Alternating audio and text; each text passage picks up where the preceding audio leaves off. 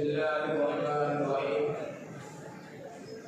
قال الله سبحانه وتعالى في القرآن المجيد: فلا وربك لا يؤمنون حتى يحكموك فيما شجر بينهم. وقال النبي صلى الله عليه وسلم: تركت فيكم أمرين لن تضلوا ما تمسكتم بهما كتاب الله وسنة نبيه.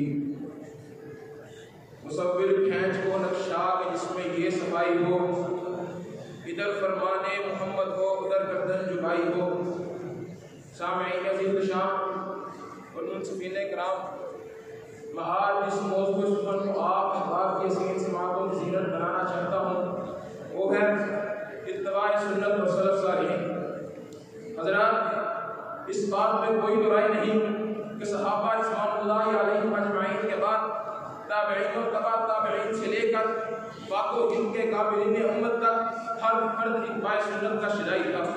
ان کا اوڑھنا، بچھونا، دل کا سکون، آنکھوں کا نور اور سینے کی ٹھنڈک کی اتباع میں تھی۔ ان کے شب و روز کا ایک ایک عمل، زبان کا ایک ایک قول اور زندگی کا ایک ایک معمول سنت رسول صلی اللہ علیہ وسلم کے سانچے میں ڈلا ہوا تھا۔ معاملات سے لے کر عبادات تک اور اخلاقی عادات سے لے کر معاشرات تک ہر شعبے میں ان کی زندگی رسول اللہ صلی اللہ علیہ وسلم کی اتباع کا نمونہ تھی۔ وہ اٹھتے بیٹھتے، کھاتے پیتے، ملتے جلتے، آتے جاتے اور اسی طرح بے شمار طبی امور میں بھی نہ صرف سنتوں کا خیال رکھتے بلکہ پابندی کے ساتھ اس پر عمل پیرا بھی ہوتے تھے۔ سامعین احتشام، آئیے ذرا نظر دوڑاتے ہیں کہ ہمارے اسلاف کے اتباع سنت کے متعلق افکار و نظریات کیا تھے۔ تو سب سے پہلے مجھے تاریخ بغداد الخطیب البغدادی کی جلد نمبر 7 میں صفحہ نمبر 336 پر امام ابن باب رحمہ اللہ رضی اللہ رحمہ اللہ یہ بیان کرتے ہوئے نظر آتے ہیں کہ ہم امام مالک رحمہ اللہ کے پاس بیٹھے تھے کہ سنت رسول صلی اللہ علیہ وسلم کا ذکر ہوا۔ تو امام مالک رحمہ اللہ یہ فرماتے ہیں کہ سنت مصطفیٰ کی مثال اس کشتی نوح علیہ السلام جیسی ہے کہ جو اس میں بیٹھ گیا وہ نجات پا گیا اور جو نہ بیٹھ سکا وہ غرق ہو گیا۔ تو کہیں مجھے مفتاح دار السعادہ کی جلد نمبر 1 کا صفحہ نمبر 165 پر امام احمد بن حنبل رحمہ اللہ کا یہ قول نظر آتا ہے کہ جس کو راہ حق کا پتہ چل گیا اس کے لیے تو راہ حق پر چلنا آسان ہو گیا، اور راہ حق کی جانکاری صرف اور صرف رسول اللہ صلی اللہ علیہ وسلم کے احوال، اقوال اور افعال سے ملتی ہے۔ تو حضرات، کہیں مجھے العبودیہ میں شیخ الاسلام امام ابن تیمیہ رحمہ اللہ یہ فرماتے ہوئے نظر آتے ہیں کہ اللہ مالک الملک نے اللہ والوں میں دو نشانیاں رکھی ہیں کہ جس سے وہ پہچانے جاتے ہیں۔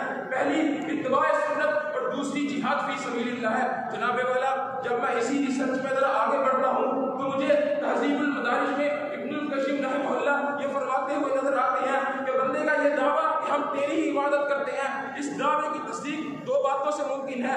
پہلی، خلوص کے ساتھ معبود حقیقی کی عبادت کرنا، اور دوسری رسول اللہ صلی اللہ علیہ وسلم کی اتباع اور پیروی کرنا۔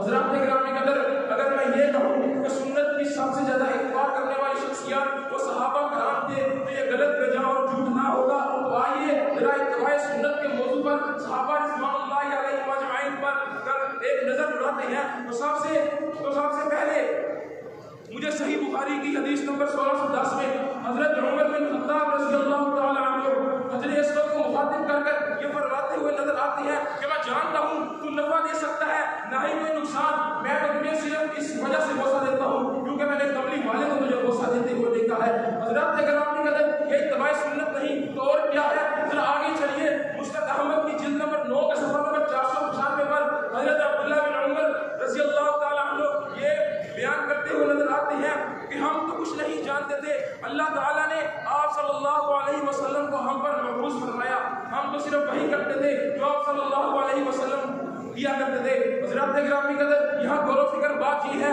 کہ انہوں نے یہ نہیں کہا کہ جو ہمارا دل کرتا تھا ہم وہ کرتے تھے، جو ہماری عقل کہتی تھی ہم وہ کرتے تھے، جو ہمارے بڑے کہتے تھے ہم وہ کرتے تھے۔ انہوں نے کہا ہم تو صرف وہی کرتے تھے جو کملی والا کیا کرتا تھا۔ حضرات گرامی قدر، یہی مسند احمد ہے۔ اسی مسند احمد کی جلد نمبر 2 کے صفحہ نمبر 245 پر حضرت علی المرتضیٰ رضی اللہ تعالی عنہ یہ بیان کرتے ہوئے نظر آتے ہیں کہ دین اگر عقل کے تابع ہوتا تو ہم قوم کے باتیں باطن پر مسا کرتے، مگر ہم نے نبی اکرم صلی اللہ علیہ وسلم کو عمد ظاہر پر مسا کرتے دیکھا ہے۔ حضرت علی نے تو بات ہی واضح کر دی کہ دین کسی عقل کا نام نہیں، دین کسی فقہ کا نام نہیں، دین کسی منطق کا نام نہیں، دین کسی فلسفے کا نام نہیں، دین کسی وڈیرے کے اصولوں کا نام نہیں، دین کسی امام کی تقلید کا نام نہیں۔ دین اگر کسی چیز کا نام ہے تو وہ اتباع سنت کا نام ہے۔ حضرات گرامی قدر، اتباع سنت کے موضوع پر صحابہ رضوان اللہ علیہ مجمعین کے اتنے اقوال ہیں کہ ایک مستقل دیوان بھی نہ کافی ہے۔ یہ سب اقوال اور واقعات آٹے میں نمک کے برابر بھی نہیں ہے۔ ان جیسے انمول موتیوں سے تو کتابیں بھری پڑی ہیں، کون سا واقعہ اور کون سا قول بیان کروں؟ وقت کی گھڑیاں سمٹی جا رہی ہیں، جبکہ